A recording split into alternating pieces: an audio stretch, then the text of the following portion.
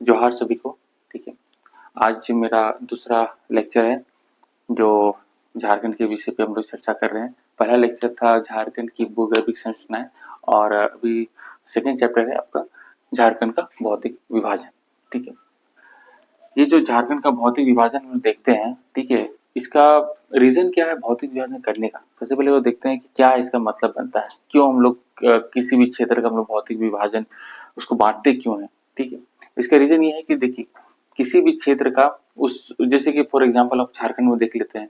झारखंड में आपका पहाड़ है, पर्वत है, ठीक है, जंगल झाड़ियां, नदी है, ठीक है, मिट्टी है। तो इन सारी विविधताओं के का सटीक अध्ययन किया जाता है और इसी अध्ययन के आधार पर आपका झारखंड का विकास, ठीक है, झारखंड कृषि, पर्यावरण, ये सबको मापा जाता है। ठीक है, देखिए सबसे पहले हम लोग देखते हैं जो छोटा नागपुर है पठार,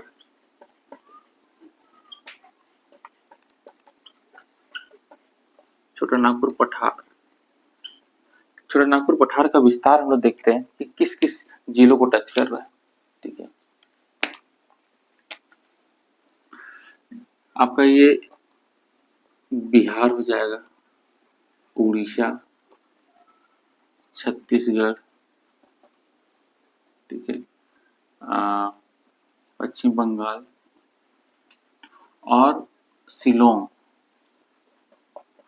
शिलोंग की पहाड़ियां तक टच करती है। शिलोंग बेसिकली आपको बोल दिया ये मेघालय का पठार। ठीक है, शिलोंग या फिर मेघालय का पठार हम लोग बोल सकते हैं। तो वहां तक छोटानागपुर पठार का विस्तार है। ठीक है,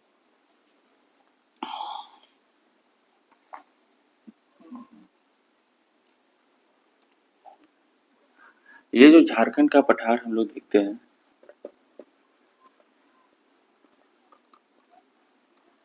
झारखंड का पठार हम लोग जर्मनी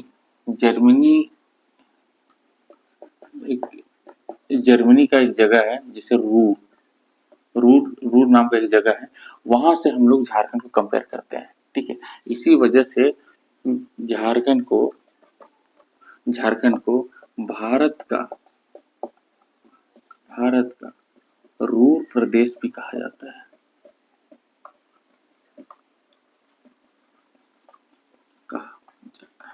ये रीजन क्या है, देखिए जर्मनी जहाँ जो रूर प्रदेश है, ठीक है, वहां की जो खनिज संपदा है और झारखंड की जो खनिज संपदा है लगभग एक ही है। ठीक है, बहुत कुछ मिलता जुलता है, इसीलिए हम लोग एक्सक्यूज मी भारत का रूर प्रदेश झारखंड को हम लोग कहते हैं। ये झारखंड का पठार कहाँ स्थित है, ये भारत के उत्तर पूर्वी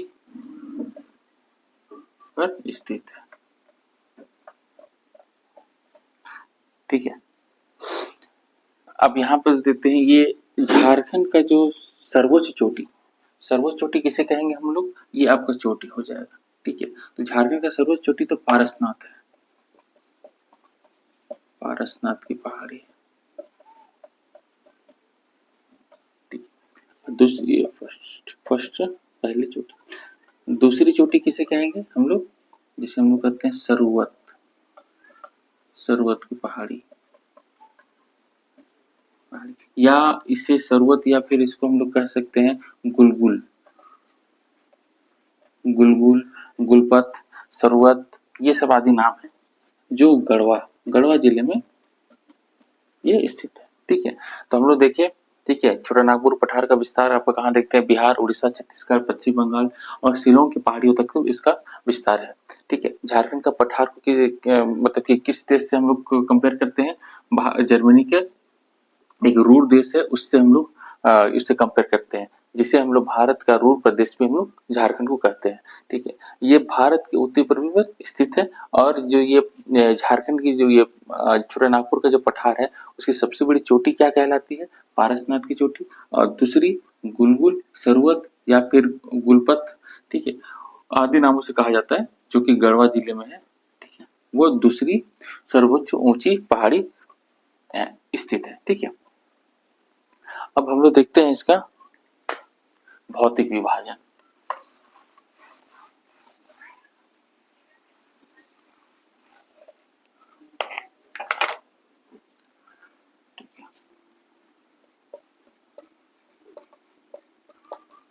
भौतिक विभाजन। ठीक है, इसको समझने से पहले थोड़ा सा मैप का डायग्राम देख लेते हैं। तो भौतिक विभाजन बेसिकली हम लोग 4 भागों में बांटते हैं। ठीक है, पाट प्रदेश, रांची पठार, हजारीबाग का पठार, आपका राजमहल एवं चाईबासा का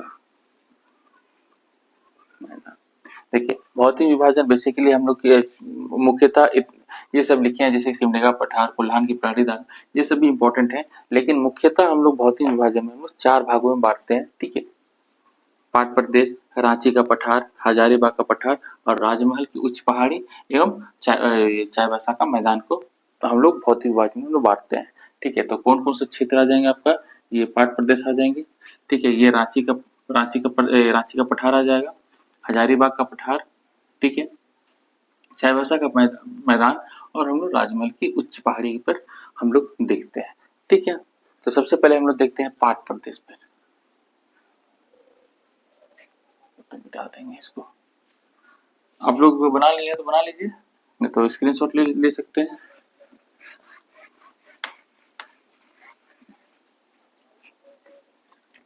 देखिए,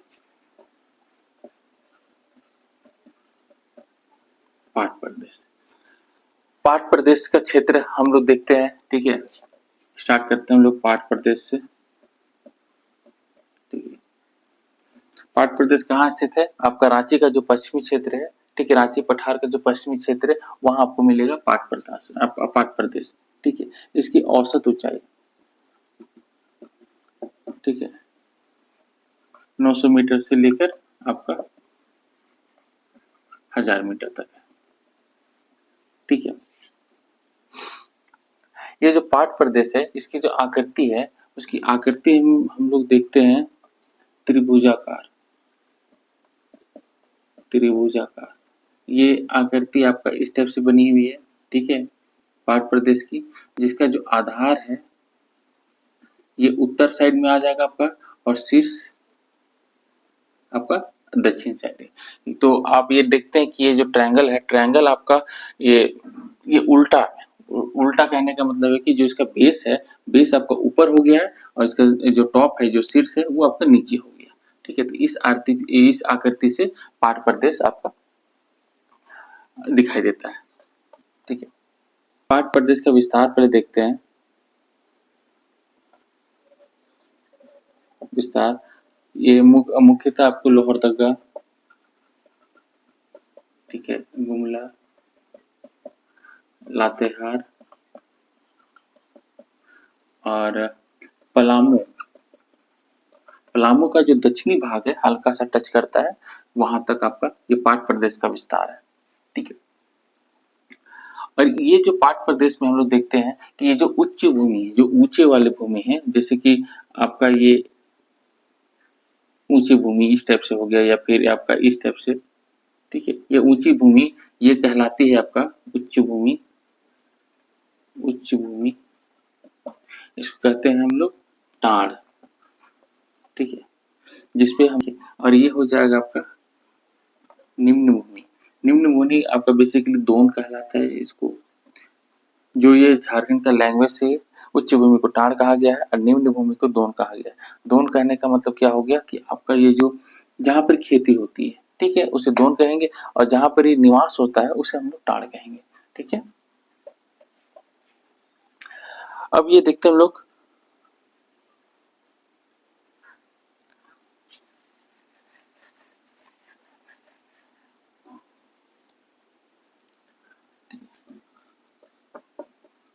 पाट क्षेत्रों का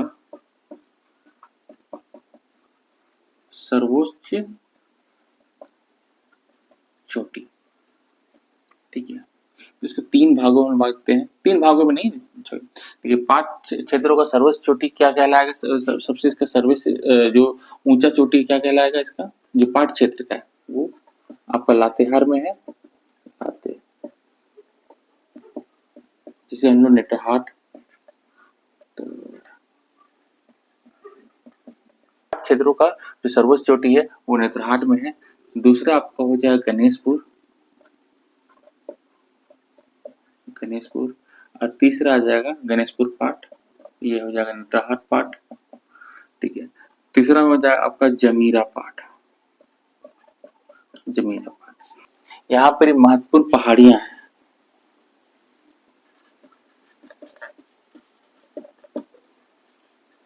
जो कि सानू और सारुआ, ये मुख्य यहाँ की पहाड़ी है, ठीक है।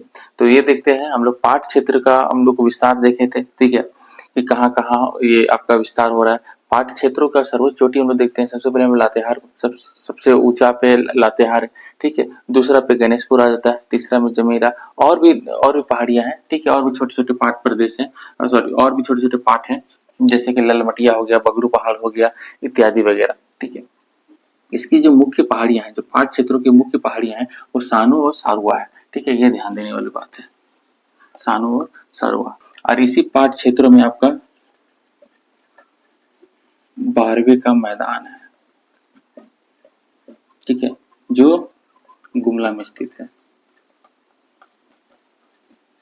गुमला में। ये जो 12वीं का मैदान है उसका तस्तरी नुमा, तस्तरी, तस्तरी नुमा आकार में है। तस्तरी नुमा का आकार कहने का मतलब कि प्लेट, ठीक है, प्लेट की जगह से, और इधर चारों ओर पहाड़ियों से घिरा हुआ है, ठीक है। और ये यहाँ पर आपका तस्तरी नुमा आकार यानी कि मैदान है आपका, ठीक है, प्लेट की जैसा में शेप में मैदान है। अब प्लेट के आपको जैसे कि इस किनारे किनारे आपका पहाड़ियां सब है, ये बहुत ही मनोहर और सुंदर दृश्य देखने को मिलता है, ठीक है। तो ये 12वीं का मैदान हो जाता है।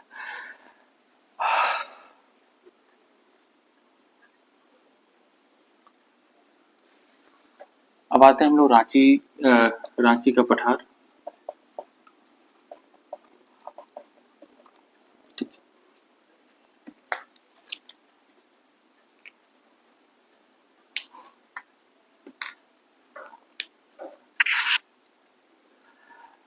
रांची का पठार में देखते हैं, रांची छोटा नागपुर पठार का सबसे बड़ा पठार है,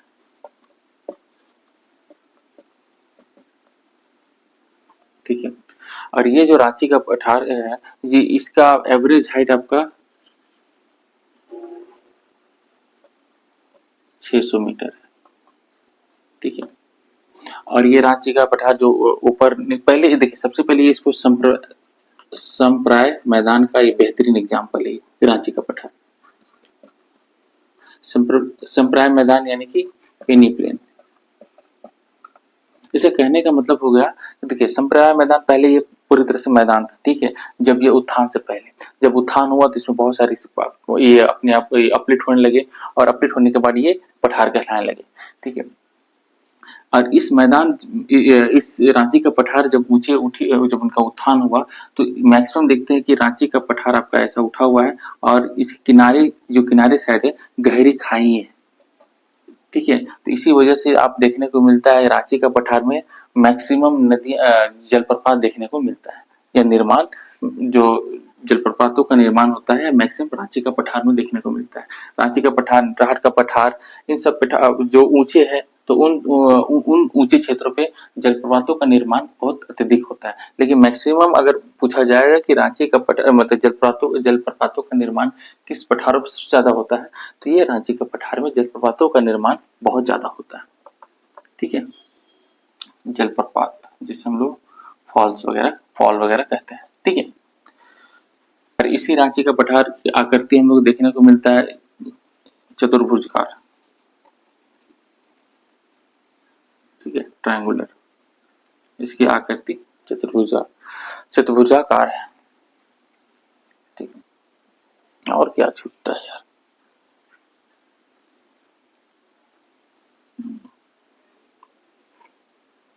रांची का पठार में आपको देखने को मिलता है हुंडरू फॉल, चौहा फॉल, दसम फॉल, कुछ आपको यहाँ देखने को मिलता है। तो ये कहाँ, ये रांची का पठार में ही स्थित है। अब आते हैं हम लोग हजारीबाग पठार।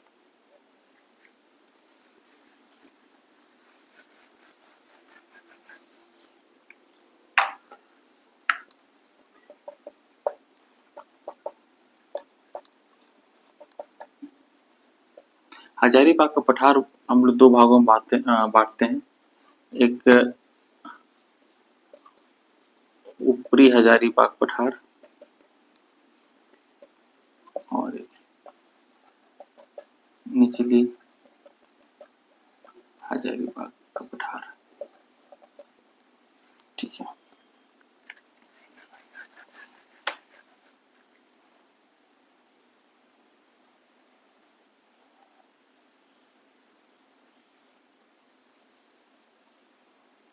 ठीक है। हम लोग देखे थे पाट प्रदेश, ये आपका पाट प्रदेश हो जाएगा। ठीक है, ये आपका रांची का पठार हो गया आपका। ठीक है, अभी हम लोग देख रहे हैं हजारीबाग का पठार, तो ये क्षेत्र आ जाएगा। ठीक है, यहाँ बीच से दामोदर नदी गुजरी है। ठीक है, तो यही दामोदर नदी रांची पठार और हजारीबाग पठार को अलग करती है। ठीक है, यहाँ हजारीबाग का पठार इसको अलग करती है, और यही पठार को हम लोग दो भाग में बांटते हैं, एक नीचे साइड में, एक ऊपर साइड में। तो ऊपर वाला को बोलते हैं हम लोग निचली हजारीबाग पठार, और इस साइड को बोलते हैं ऊपरी हजारीबाग पठार। रीजन क्या है, जो नीचे वाला जो हजारीबाग का पठार है आपका, इस साइड से देखिए रांची का पठार आपका एवरेज ऊंचाई 600 मीटर है, और ये जो ऊंची जो ऊपरी हजारीबाग का पठार है उसकी भी एवरेज हाइट 600 मीटर है। ठीक है, लेकिन हम लोग जैसे हम लोग बिहार यहाँ से गुजरेंगे, ठीक है, बिहार की साइड में जैसे जाएंगे तो वहाँ ढलान होते रहता है। तो ढलान होने की वजह से आपका यहाँ निचली हजारीबाग पठार का जो हाइट है आपका 450 मीटर देखने को मिलता है। तो जाहिर सी बात है, कि जो नीचे रहेगी, ठीक है, तो उसे हम लोग निचले हजारीबाग का पठार कहेंगे। और यही निचली हजारीबाग पठार में आपका क्या बनता है, पारसनाथ की पहाड़ी जो गिरिडीह में है। ठीक है, पारसनाथ की पहाड़ी हम लोग को देखने को मिलता है। ठीक है, इसकी एवरेज हाइट हम लोग 600 मीटर है, और निचली में हम लोग देखते हैं एवरेज हाइट आपका 450 मीटर हो जाता है।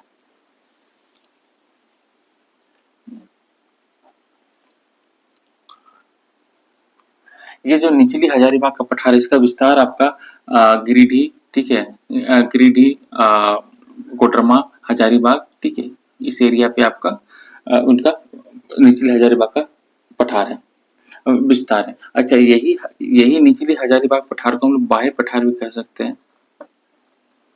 ठीक है, बाह्य पठार। ठीक है, और ये बाह्य पठार में ये पारसनाथ की पहाड़ी है, और यहीं पर इसी पारसनाथ पहाड़ी पे आपको पायरेक्सिन क्या है,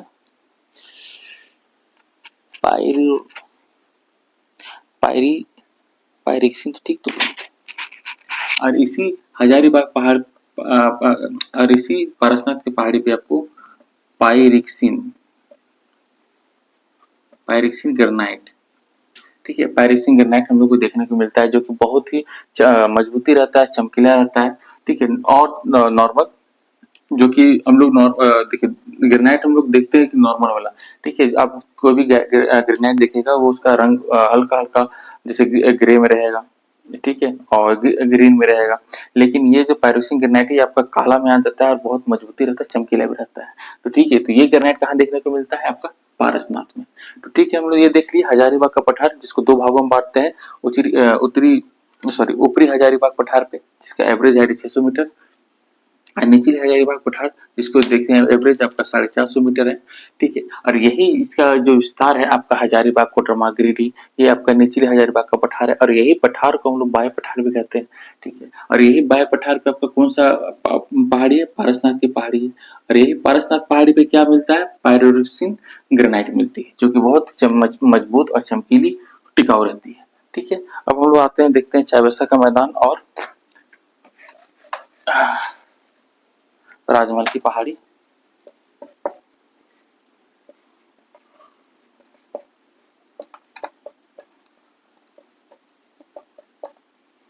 ठीक है, पहले देखते हैं राजमहल की पहाड़ी। आपका राजमहल की पहाड़ी आपकी बेसिकली आपकी ये हो जाता है।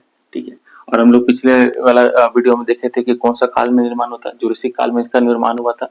जुरासिक काल में आप इसका जो लावा प्रवाह के कारण की वजह से राजमहल पहाड़ियों का निर्माण हुआ। और इसी राजमहल पहाड़ी में आपको देखने को क्या मिलता है, काली मिट्टी बहुत देखने को मिलता है, जिसे हम लोग बेंटोनाइट और एक मिट्टी बोलते हैं जिसे बेंटोनाइट बोलते हैं। बेंटोनाइट का मतलब क्या हो गया आपका, मुल्तानी मिट्टी देखने को मिलता है। तो ये पिछले लेक्चर में हम बता चुके थे राजमहल के पहाड़ी में, ठीक है। इसकी एवरेज हाइट 150 मीटर है, ठीक है। और इसका विस्तार आपका हो जाएगा देवघर, ठीक है, गोड्डा, दुमका, पूर्वी आपका हजारीबाग, ठीक है, कुछ भाग पाकुड़ को, तो इन भागों पे आपका ये राजमहल की पहाड़ी, ये उनका विस्तार है। तो एवरेज हाइट हम लोग देख लेते हैं 150 मीटर, ठीक है। ये हो गया राजमहल की पहाड़ी। अब हम लोग आप देखते हैं चाईबासा का मैदान।